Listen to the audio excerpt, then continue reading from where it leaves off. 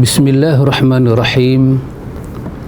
Assalamualaikum warahmatullahi wabarakatuh. Alhamdulillah wa syukurulillah wa sana'ulillah wa salatu wa salamu ala rasulillah Nabiyina Muhammad ibni Abdillah wa ala alihi wa sahbihi wa man nasarahu wa wala. Allahumma ati nafsi taqwaha wa zakkiha anta khairu man zakkaha anta waliyuha wa maulaha, amma ba'du. Kaum muslimin dan kaum muslimat yang dirahmati Allah Jalla wa'ala, alhamdulillah summa alhamdulillah, biiznillah, min fadlillah, dengan izin dan kurnia daripada Allah, ada ruang dan peluang kepada kita seperti yang telah kita janjikan bahawa setiap malam Sabtu di musim PKP ini, apa kita buat? Kita mengaji. Kita telah bersetuju pada hari itu untuk mengambil suatu teks. Hanya kita buat teks sahaja daripada Fiqh Qulub, iaitu penawar penyakit hati yang ditulis oleh Profesor Dr. Basri. Itu kita buat sebagai teks dia. So pada waktu ini saya cuba nak mengambil manfaat daripada Dr. Basri punya tulisan. Mungkin kalau antum jumpa buku seperti ini, antum boleh ambil Fiqhul Qulub, penawar penyakit hati menurut Al-Quran dan Sunnah, oleh Profesor Dr. Basri bin Ibrahim Al-Azhari. Saya tak silap saya, Dr. Basri ini daripada Terengganu. Ikhwan, ini adalah jasa para masyayikh kita di dalam negara kita. Banyak tokoh-tokoh besar dalam negara kita buat jasa tapi kita tak tahu. Banyak tokoh-tokoh memberi ilmu pada mereka. Ini tokoh-tokoh yang banyak mengarang buku, banyak menulis buku, mengarang buku. Dr. Abdullah Yassin sebagai contoh, hafizahullah, telah menulis buku, berbagai-bagai buku, daripada tafsir, akidah, sampai kepada buku yang bernama Al-Asma' wal Husna, Asma'ul Husna. Dr. Abdullah Yassin tulis. Profesor Dr. Basri, Dr. Johari Mat, banyak lagi tokoh-tokoh. Ikhwan, mereka ini memberi sumbangan. Kita kadang-kadang kita kenal tokoh-tokoh dunia, tokoh-tokoh tempatan kita tak kenal. Inilah yang kadang-kadang orang tua-tua kata nyamuk di kuman, maafkan saya, kuman di balik sana. Macam mana? Kuman di balik sana nampak, gajah depan mata kita kurang nampak. Kadang-kadang kita menyebut tokoh nama Arab tu, memang mereka tokoh tanpa saya nafikan. Kadang kita menyebut Profesor Dr. Yusuf Qardawi, kita menyebut Profesor Wahbah Zuhaili, kita menyebut nama Dr. Ramadan Al-Buti, kita menyebut nama hebat-hebat Dr. Ali Jumaat. Tapi kita terlupa dalam negara kita juga Allah bagi nikmat dan rahmat dalam bentuk khazanah ilmuwan Islam. Banyak dalam negara kita yang mereka ini, ikhwan, bukan kata bahasa utara kata, bukan kata kecil punya anak. Ilmu mereka ada PhD dalam ilmu. Universiti dunia mengiktiraf ilmuwan mereka.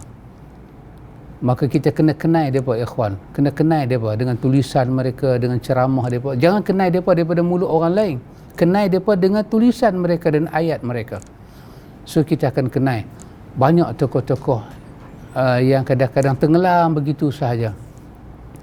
Saya nak mengambil manfaat ini, ikhwan, berkaitan dengan tajuk kita di musim PKP ini, tak boleh rentah negeri lagi, iaitu berkenaan dengan hati. Kita bercakap tentang hati. Hati siapa? Hati kita. Saya nak mengambil manfaat daripada tulisan Dr. Basri pada muka surat ketiga, Dr. Basri dia start beberapa mukadimah. Saya nak ambil ini sebagai asas. Dia menyebut apa makna hati. Kita sebut hati dengan kita kata qalb, al-qalbu, ataupun kita kata qulub dengan plural dia. Dan ada kita banyak sebut hati budi, hati. Apa makna hati? Kata penulis kita, hati dari segi bahasa membawa maksud perubahan. Bermakna sesuatu, perubahan sesuatu daripada bentuk yang sebenar. Hati, bila kita sebut hati, ingat balik hadis Aisyah. Sama ada hadis Aisyah ataupun hadis daripada Anas. Ingat balik. Yang diajak kepada kita doa. Ya muqallibal qulub, tsabbit qalbi ala dinik. Ya muqallib, muqallib, yuqallibu bermakna kata benda yang berubah. Ya muqallib, merujuk kepada Tuhan yang menjadikan hati yang dia sahaja boleh merubah hati manusia. Maka tsabbit qalbi, kau tetapkanlah perkara yang boleh merubah hati aku ini dalam bentuk perasaan, fikiran, roh. Kau sabitkanlah. Kalau kau nak ubah dia ya Allah, maka kau ubahkanlah dia ke arah kebaikan, ke arah supaya dia datang kepada agama kamu. Ini juga ikhwan yang dijelaskan oleh Anas bin Malik dalam hadis Imam Ahmad, juga dalam riwayat Muslim. Anas menceritakan apa yang Nabi sebut pada kita tentang Rasulullah kata Anas menyebut ya muqallibal qulub tsabbit qalbi ala dinik. Kemudian Rasulullah menyatakan innal quluba biyadillah yuqallibuha. Nabi kata sesungguhnya hati itu berada di tangan Allah, maka Allah dengan kemampuan dia membalik-balikkan hati manusia. Jadi hati tak dipanggil hati kalau dia statik, dia tak berubah. Kalau kita tak pernah marah seumur hidup, bermakna kita ada hati yang tak ada hati. Macam mana nak faham tu? Mailah BRB boleh faham. Selagi tak main tak boleh faham. Kena main mengaji. Kenapa kadang-kadang hati suami boleh berubah, hati isteri berubah, hati anak-anak berubah, hati manusia berubah? Kerana kalau hati tak mengalami perubahan, bermakna dia mencanggahi sifat tabiat dia. Sifat tabiat dia. Macam orang ada mata. Bila ada mata, dia akan lihat kiri, lihat kanan. Lepas tu kita marah ke dia. Hang ni ada mata, duk tengok aja. Ya, kalau tak tengok, itu sifat orang tak ada mata. Sifat orang ada mata, dia kena tengok. Jadi hati akan berubah. Tetapi ke mana hati itu berubah, itu dia punya urusan kita. Maka dalam isyarat ini adalah hadis Aisyah ataupun hadis Anas bin Malik. Isyarat dia, kalau ada perubahan hati, iaitu supaya hati itu tsabbit qalbi ala dinik, supaya hati itu berubah kepada dinullah, kepada agama Allah, kepada fitrahnya Allah Ta'ala jadikan manusia. Ikhwan, dalam riwayat Muslim, sama ada daripada riwayat Abu Hurairah ataupun daripada Zaid bin Arqam, terdapat suatu ungkapan daripada kekasih Allah kepada kita. Dia datang dalam bentuk doa. Semua ni kita tahu sebenarnya. Dalam pembicaraan kita ini, kita memberi perhatian sikit, iaitu Nabi meninggalkan kepada kita suatu petunjuk dia, bimbingan dia dalam bentuk munajat, dalam bentuk doa. Dalam hadis itu menyebut, Zaid kata, aku tidak akan sebut pada kamu melainkan apa yang disebut oleh Nabi sahaja. Ini perkataan yang sangat dahsyat. Aku tak akan sebut pada kamu melainkan apa yang disebut oleh Nabi. Dan Nabi adalah manusia yang paling suci dan bersih hati dia. Tapi dia kata satu hari Nabi pernah menyebut benda ni. Nabi kata apa? Dalam hadis ni, hadis Muslim ini, Nabi kata, Allahumma ati nafsi taqwaha wa zakkiha anta khairu man zakkaha anta waliyuha wa maulaha. Allahumma inni a'udzu bika min ilmin la yanfa' wa min qalbin la yakhsha' wa min nafsin la tashba' wa min da'watin la yustajabu laha.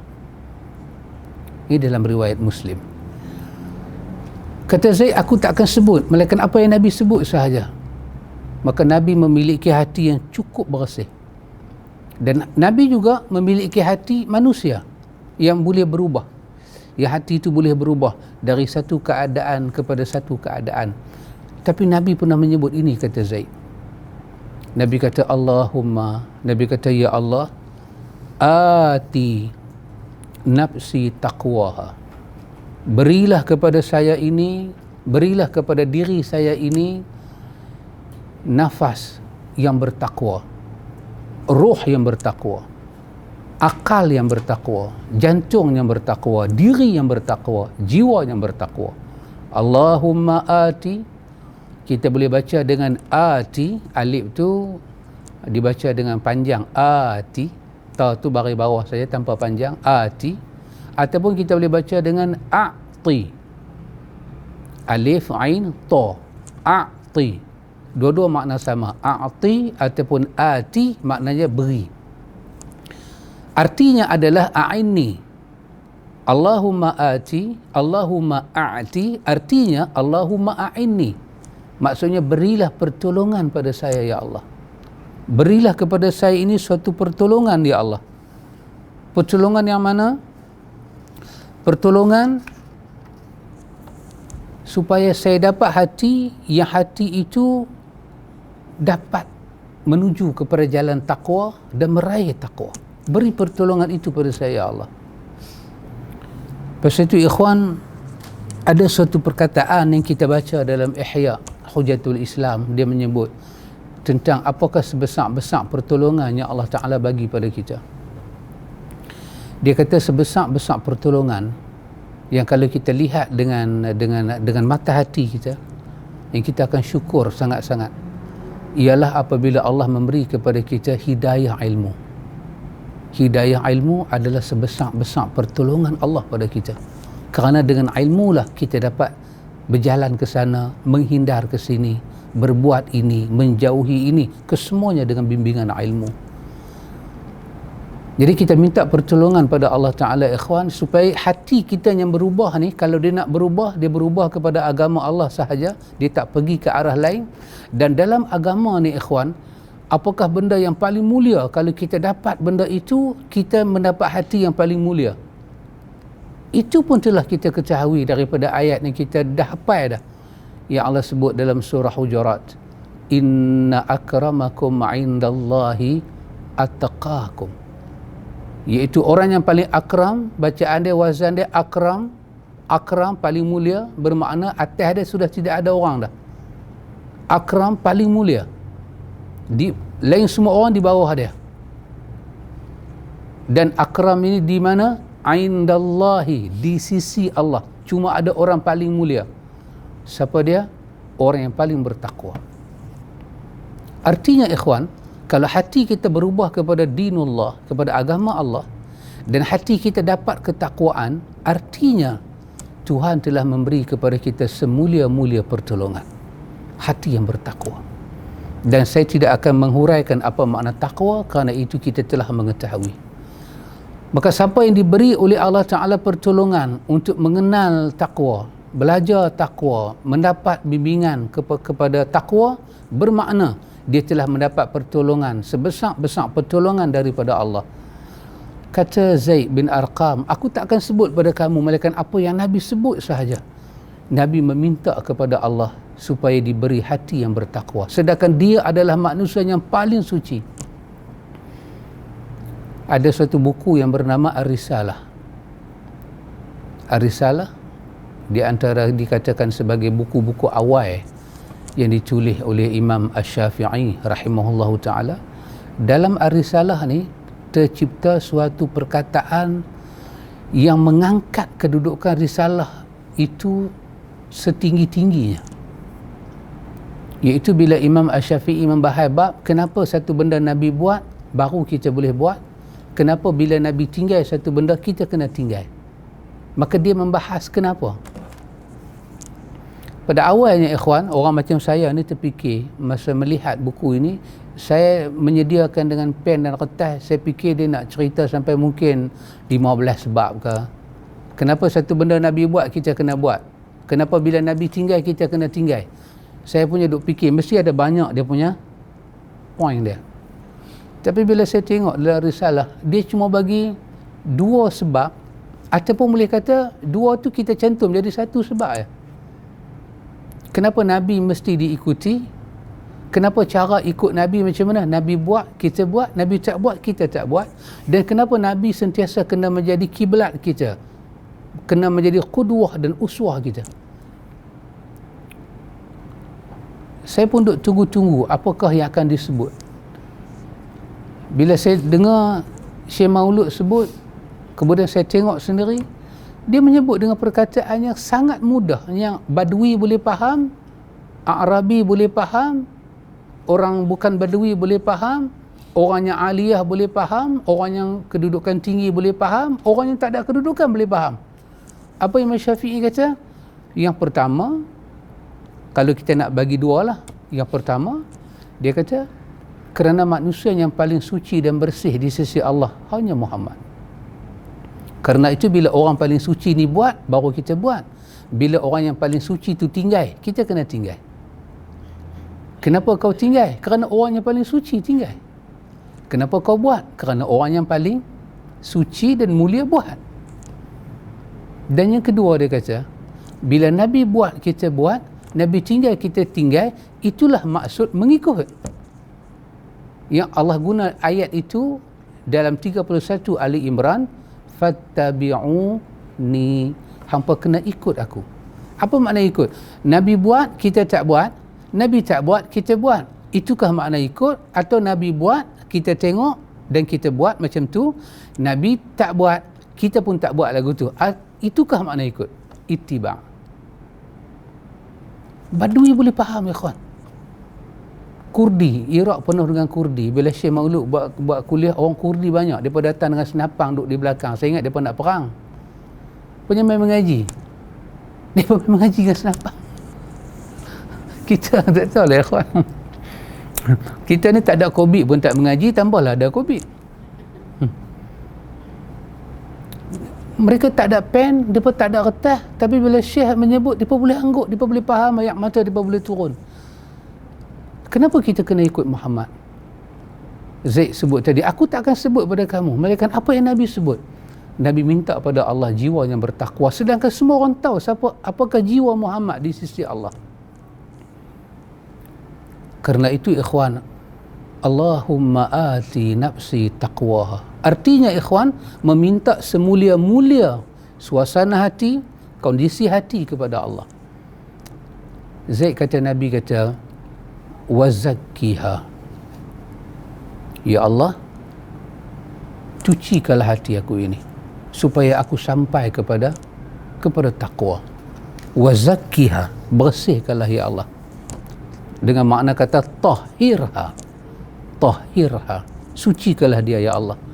Daripada apa? Daripada kekotoran, kehinaan dan kekurangan akhlak. Bagi jalan ya Allah, bagi ilmu supaya saya boleh lihat hati saya dan saya boleh bersihkan dia. Yang ketiga, Nabi menyatakan, anta khairu man zakkaha. Kerana dalam nak menyucikan hati ni ya Allah, engkaulah sebaik-baik penyuci. Anta khairu man zakkaha. Engkaulah sebaik-baik penyuci ya Allah. Kalau saya bawa hati saya pergi cuci tempat lain, serah kepada orang lain, ambil benda lain cuci hati saya, dia tak tambah suci, dia akan tambah kotor dan rosak hati itu. Dan hati ni pula kalau dia rosak, dia tak rosak macam benda. Benda lusuh kita nampak. Kalau kita buat kuih tak cukup tepung ke tak cukup apa, kerah dia kita boleh rasa.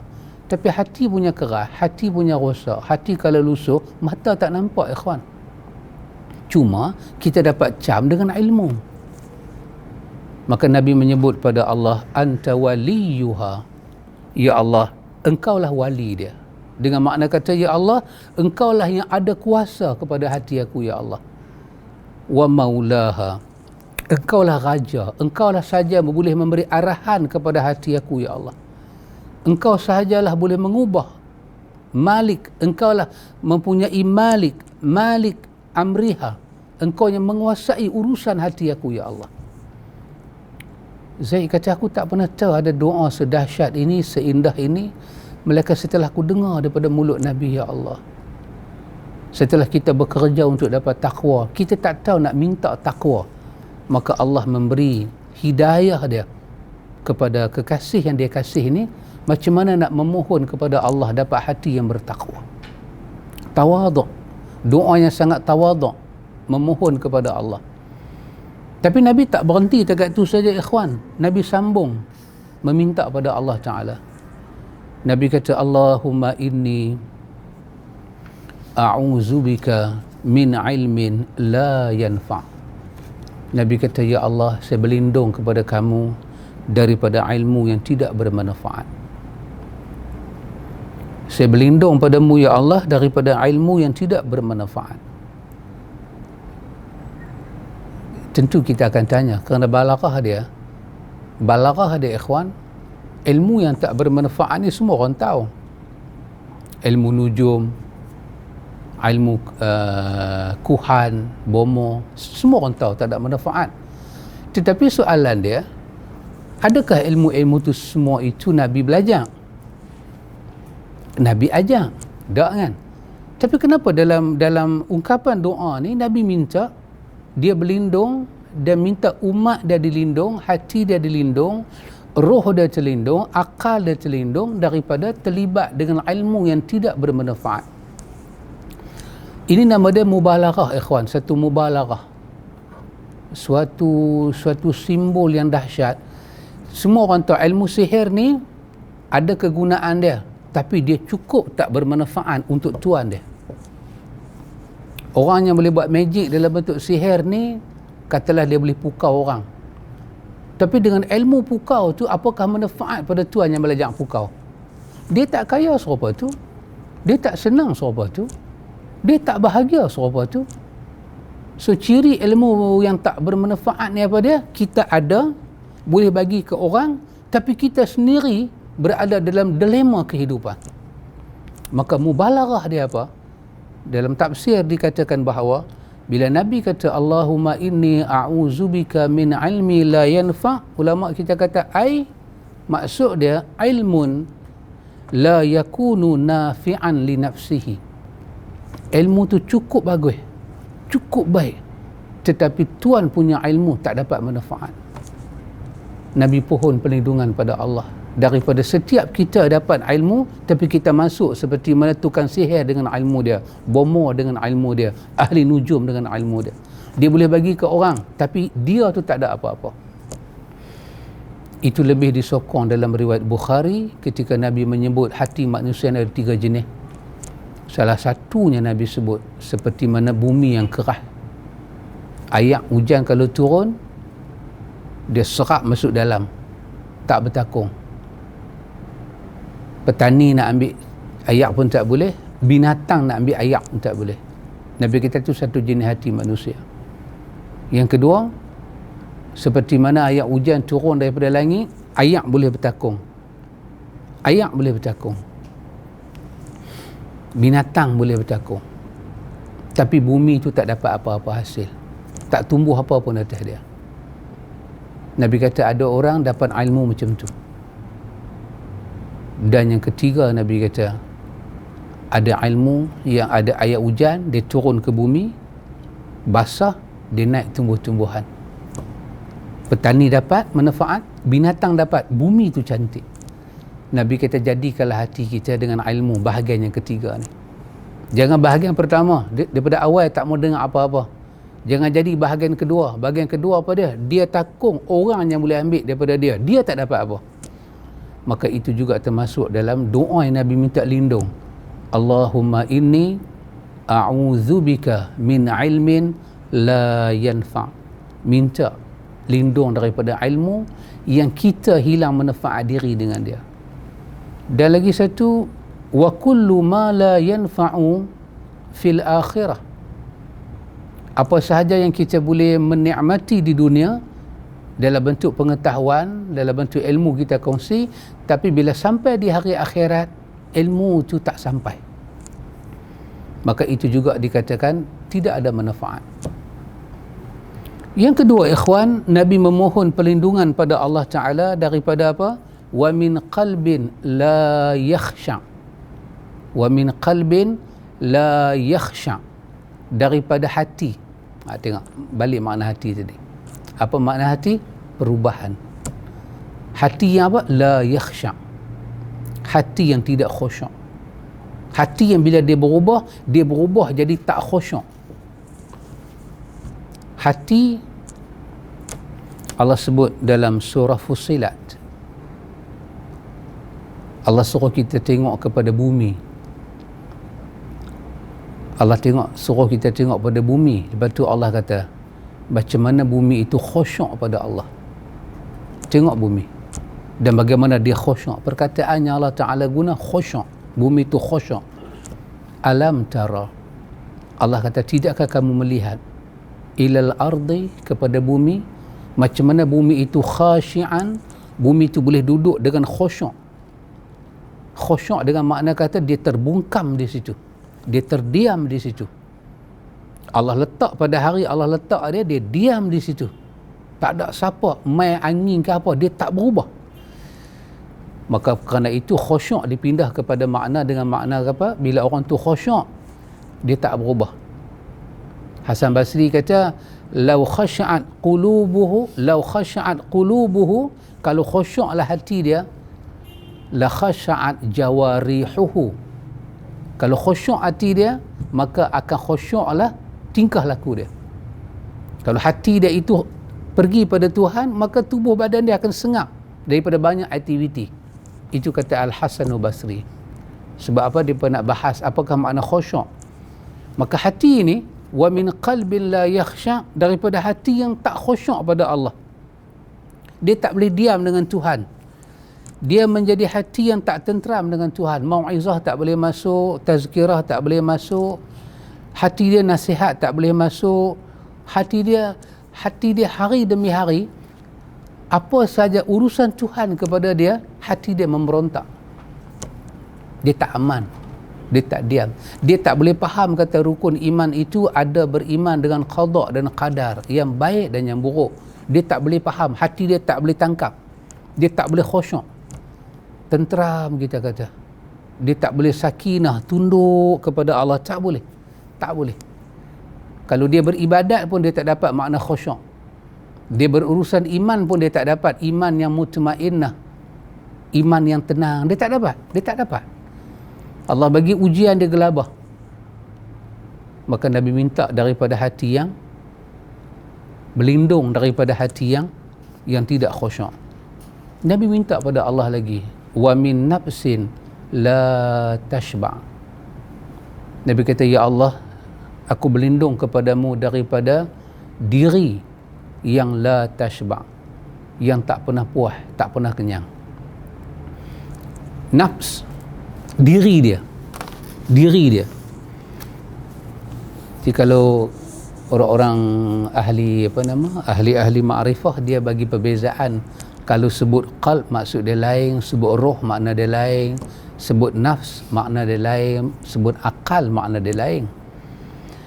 Tapi kalau kita menyusun ayat-ayat Al-Quran, kita akan dapat lihat kadang-kadang walaupun Quran sebut roh, tapi makna dia hati. Kadang-kadang Quran sebut makna dia nafs, perkataan dia nafs, tapi dia merujuk kepada hati, qalb. Kadang-kadang dia sebut akal, maksud dia juga hati. Yang ni kita kena belajarlah bagaimana Al-Quran itu datang, bahasa-bahasa dia. Maka dikatakan wa min nafsin la tashba', daripada nafas yang naik turun ni, yang tak pernah kenyang, yang tak pernah puas, tak pernah lega. La tashba' ni merujuk kepada makna apa, ikhwan? Dia merujuk kepada makna hilang sifat qanaah. Wa wa min nafsin la tashba, daripada nafsu. Nafs dalam Arab Munjid dia kata apa? Iradatun nafsi. Iradah, kemahuan yang duk terbuku dalam hati itu dituruti sampai la tashba. Duk ikut dia, tak pernah puas ataupun tak pernah dapat. Hati sampai pada peringkat nak cari kepuasan. Dia cari harta mungkin, dia cari nama mungkin, dia cari kecantikan mungkin, dia carilah apa-apa, tapi dia tak jumpa dengan kepuasan tu, dia tak jumpa. Dan ini satu penyakit yang kena berlindung. Wa min nafsin la tashba. Akhirnya Nabi minta pada Allah Ta'ala, wa min da'watin la yustajabu laha. Ya Allah, kau lindunglah aku ya Allah daripada da'watin, daripada doa yang la yustajabu laha, yang tidak diistijabkan, tidak diangkat naik. Allahu Akbar. Ini sangat dahsyat ikhwan, ini sangat dahsyat. Kenapa ini dikatakan dahsyat ikhwan? Kerana ikhwan, kalau Allah tak memakbulkan doa kita, ini suatu penyiksaan batin yang cukup dahsyat. Tunggu dan menunggu, tidak ada jawapan. Ini suatu tekanan yang cukup kuat dalam hidup. Boleh buat orang jadi murung dan gila, dan orang boleh bunuh diri. Kerana hakikat kita tawajuh kepada Allah, fa idza tawajjahal 'abdu ila rabbih, bila hamba tu tawajuh diri kepada Tuhan dia dalam bentuk doa ni, dan kemudian Allah tak bagi apa yang dia nak, maka apa akan jadi pada hamba itu? Akan terjadi pada hamba itu ialah faqad khabad da'i wa khasir. Dia akan rugi dan dia akan menanggung suatu benda yang sangat susah dalam hidup dia. Bila satu orang tu berdoa pada Allah, dia kena dapat ketenangan doa. Saya contohkan begini ikhwan. Saya buat satu permohonan berkerajaan, saya buat satu permohonan. Permohonan saya itu kerajaan tak jawab lagi, ya ke tak. Tetapi saya mendapat satu khabar daripada kawan yang kerja dalam kerajaan. Dia kata kat saya, dia kata sahabat, dia kata borang sahabat tu dah sampai dah ke meja pengarah. Dia keputusan tak keluar lagi, tapi dia kata borang tu dah sampai dah. Takat tu je saya dengar, saya rasa apa? Bahawa borang saya diproses. Walaupun saya tak tahu nak dapat tak dapat, tapi saya dah seronok dah. Bila satu orang ikhwan dia berdoa kepada Allah, dia kena dapat yang ni. Dia kena tahu kata doa dia diistijab, diangkat. Apabila dia tak merasa doa dia diangkat, maka itu satu musibah yang Tuhan bagi pada dia. Kenapa ikhwan? Kerana kita bila berdoa pada Allah, kita disuruh merayu, memuji Allah Ta'ala. Kenapa ikhwan? Kerana li'anna Rabb subhanah wa huwa allazi yu'ti wa yamna' al-qabid wal basit. Kerana Allah Ta'ala ini dialah yang mempunyai kuasa untuk memberi dan menghalang, qabid untuk menyempitkan urusan, basit untuk meluaskan urusan. Hanya dia. Jadi bila kita berurusan dengan pemilik itu, kita kena merayu ke dia, kerana urusan itu akhirnya di tangan dia, tak boleh buat musuh kat dia. Bagaimana saya nak mencela seorang pengarah yang dia akan sign borang yang saya minta tu? Tak tahu saya cela dia. Bodohnya pengarah, nama aja pengarah, kuda kayu, kuda kepang. Tiba-tiba celaan tu sampai ke dia, agak-agak dia nak sign tak surat saya. Dan kalau dia sign, apa nilai saya kat dia?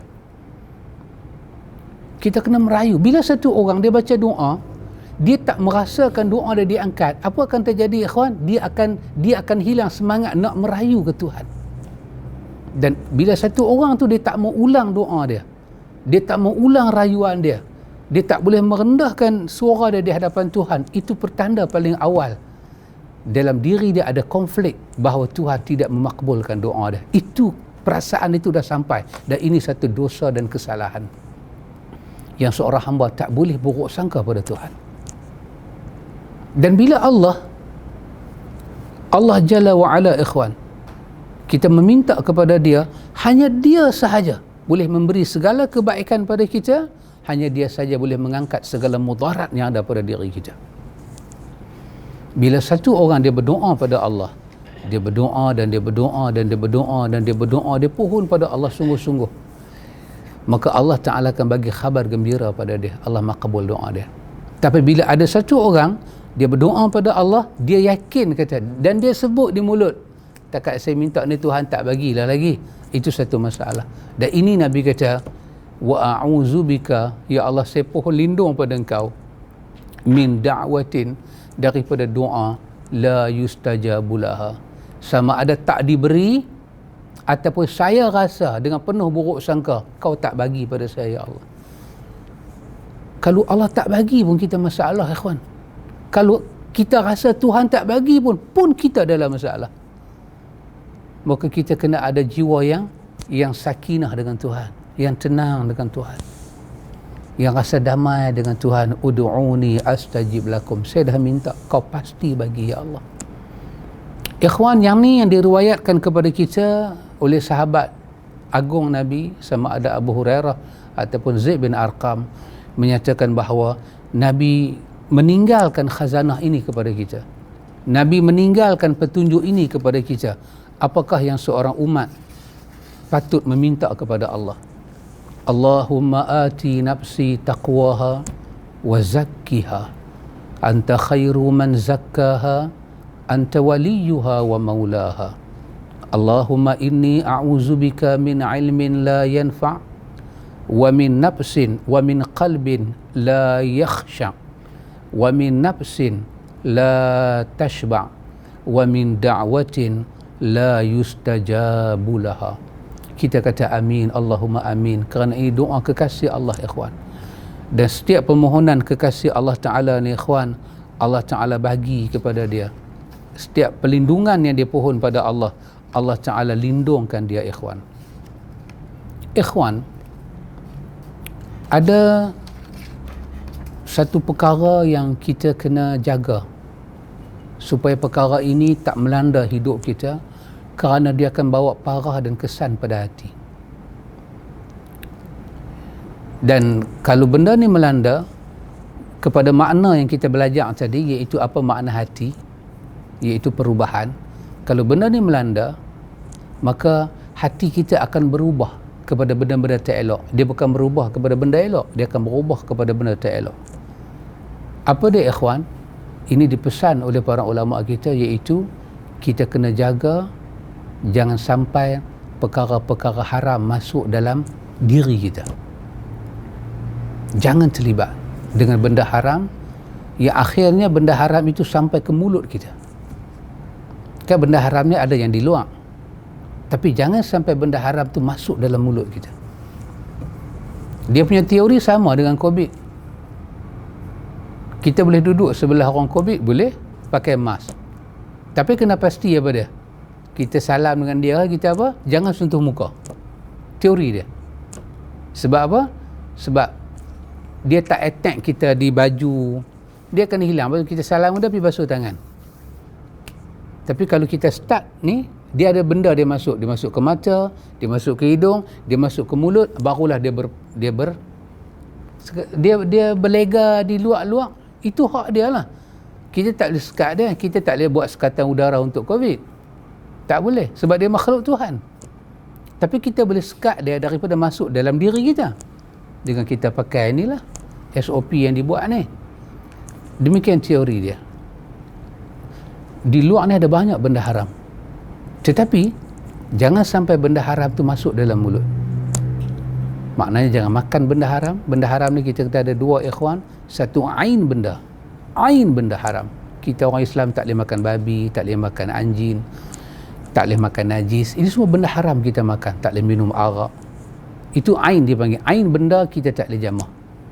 Dan lagi satu, kita tak boleh menjamah semua benda yang cara kita dapat dia dengan hukum hakam haram. Walaupun benda tu halal, sepinggan nasi, tapi kita dapat dengan cara menipu orang. Kita tipu orang. kita balik kita makan. Itu bukan nasi yang haram. Itu apa dia? Dia punya muamalat yang haram. Pun jangan bagi masuk. Kenapa ya ikhwan? Kerana ini disebut dalam matan, dia kata man akalal harama, siapa yang terlibat dengan benda haram, apa akan jadi dengan hati dia? Man akalal harama, siapa terlibat dengan makanan haram tu duduk depan dia, masuk dalam badan dia, apa akan terjadi? Yang pertama akan terjadi mata qalbuhu, hati dia akan mati. Ikhwan, orang mati ni apakah suatu perkara yang kita boleh kata pada dia? Kita pergi ziarah jenazah, dia mati keras, kita kata kat dia beralih sikit, agak-agak dia boleh beralih. Kena tahu dia tu jenazah. Kita cakap 10 kali ke dia, abang apa abang, agak-agak dia boleh jawab tak? Takkan jawab ikhwan, dia mati. Itulah akan terjadi kepada hati yang mati. Hubungan dia dengan Tuhan akan mati. Ni, dia tertutup. Waqr. Sama ada Quran kata ada waqr, ataupun ada hijab, ataupun ada risyawah. Penutup. Di sini ada tutup, di sini ada tutup, di hati akan tutup. Satu. Yang kedua, apa akan terjadi? Khaffa dinuhu. Semua ni malah petaka ikhwan. Khaffa dinuhu. Apa dia?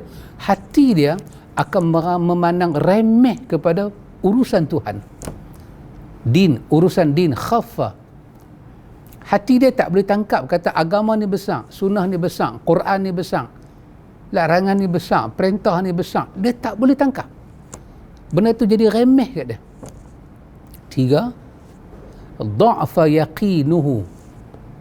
Yakin dia kepada Allah akan jadi lemah. Tak boleh lemah. Lemah. Satu orang tu sakit, dia makan ubat, jumpa doktor makan ubat. Satu orang sakit, dia tak pergi jumpa doktor lagi, sakit belakang, tak tangan, bismillah, a'udzu bi'izzatillah wa qudratihi min syarri ma ajidu wa uhadhir. Baca 3 kali, 7 kali. Yang mana dia yakin akan bagi kesembuhan kat dia? Kalau tanya yang mana dia yakin akan bagi kesembuhan, jawapan dia mudah ikhwan. Jawapan dia kena yakin kata doa boleh menyembuh dia seperti mana ubat boleh menyembuh dia. Sekurang-kurangnya itulah keyakinan dia. Kerana apa? Kerana ubat adalah satu ikhtiar. Ubat satu ikhtiar untuk rawatan kesakitan, doa juga satu ubat untuk rawatan kesakitan. Tak, kalau Muhammad tak akan tunjuk. Tapi bila orang beramal dengan cara yang ada dalam riwayat, adakah dia akan yakin Tuhan akan sembuh dia seyakin dia ambil ubat buah dalam mulut? Maka jawapannya tak. Dan orang tak pernah yakin doa itu adalah ubat. Kata, saya rasa sakit urat lah. Sakit urat. Tu buat apa? Tadi ni saya baru selesai buat apa yang Nabi ajak dalam hadis Muslim tu. Apa orang akan cakap? Yalah, doa-doa lah, baca doa lah, tapi kalau tak berubat nak jadi apa? Dia menafikan itu ubat. Dha'fa yaqinuhu. Yakin dia lemah. Dan anda tengok, satu orang dia makan ubat. Dia ambil ubat, dia makan. Depan kita, depan semua orang dia makan ubat. Dia tunjuk ni ubat, dia makan. Masa dia makan ubat, dia terlupa baca bismillah. Dia yakin tak dia nanti sembuh? 100% dia yakin. Sedangkan dia tak sebut nama Tuhan. Siapa nak sembuhkan dia? Dia telah yakin. Soal aku sebut nama Allah, soal aku munajat pada Allah, itu soal nombor 13. Soalnya aku telah ambil ubat, pasti aku sembuh. Keyakinan dia ada pada benda lain. Keyakinan dia tidak boleh ada sebegitu kepada Allah. Ulama kata pada kita, ini satu malapetaka ikhwan. Kita disuruh yakin pada Allah di atas jalan syariat. Yang suruh berubat syariat. Yang bagi tahu kepada kita habatus sauda itu ubat syariat. Bukan kerana kajian. Yang bagi tahu madu itu ubat, kalamullah yang bagi tahu. Pasal tu kita makan madu.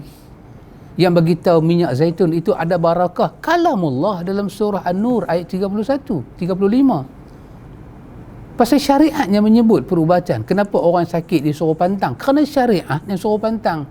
Nabi pegang tangan Ali bin Abi Talib. Dia baru baik sakit mata, dia nak jamah kurma. Nabi kata, jangan Ali, orang yang sakit jangan makan kurma, stop saat kurma. Kalau dia makan, sakit yang baru sembuh tu akan berulang balik. Kalau dia tengah sakit, dia akan tambah sakit. Maka biar sihat baru makan kurma. Maka ulama hadis ambil hadis ni letak dalam kitab perubatan di bawah tajuk orang sakit disuruh berpantang. Bermakna berpantang tu syariat, bukan kita saja-saja nak berpantang.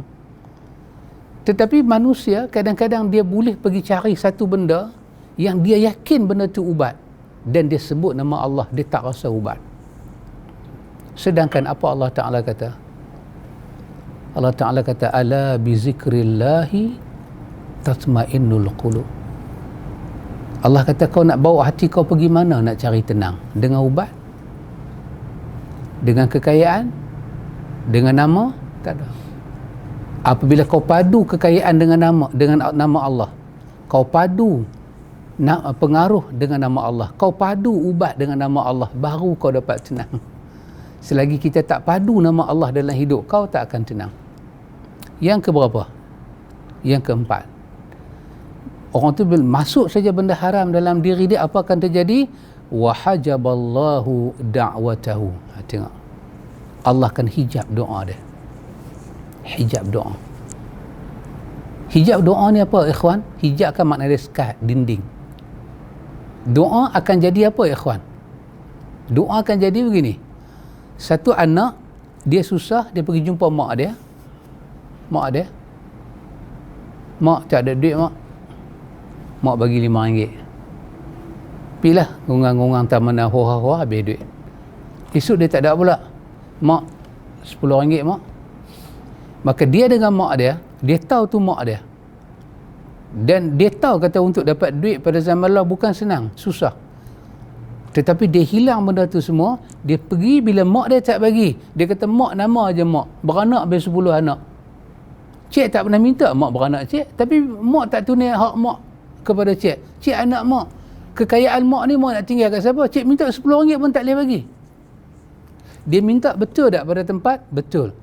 Tapi apa masalah dia dengan mak dia?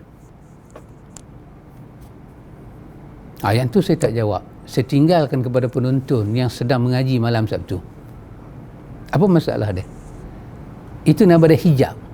Hijab maksud dia apa? Allah tutup pandangan dia dengan orang dia berkomunikasi. Siapa orang tu?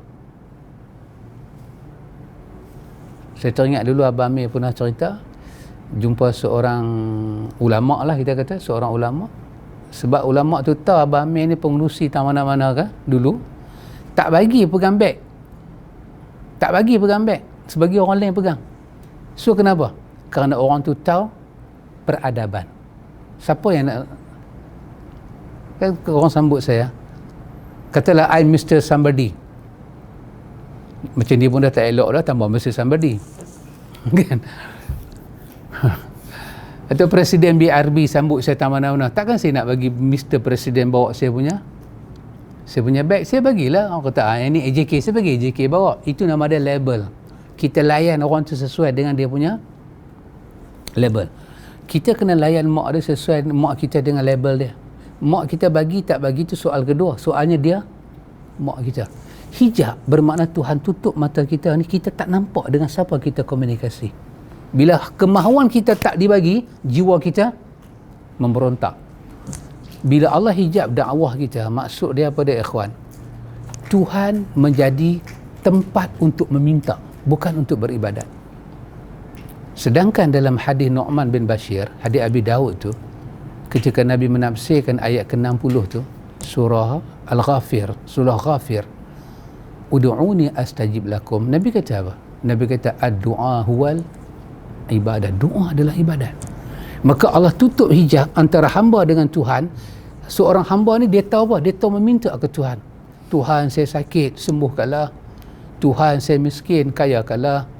Kalau rezeki saya ya Allah sikit banyakkanlah. Kalau di laut datangkanlah, kalau di langit turunkanlah. Kalau susah, mudah kalah, dia terminta benda tu. Bila Tuhan lambat bagi, semua perasaan buruk sangka ni mai, maka Allah telah menutup doa dia dan dia bermasalah. Dan yang kelima, apa jadi pada dia?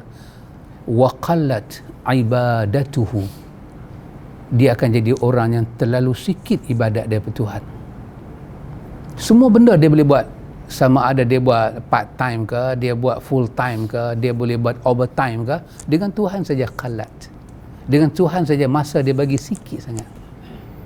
Dia baca Quran sikit, dia zikir sikit, dia ingat Allah sikit, dia ibadat sikit, semuanya sikit-sikit. Qalat ibadatuhu. Yang jumlah sikit itu langsung tak boleh bagi manfaat balik pada dia dalam bentuk ketenangan jiwa.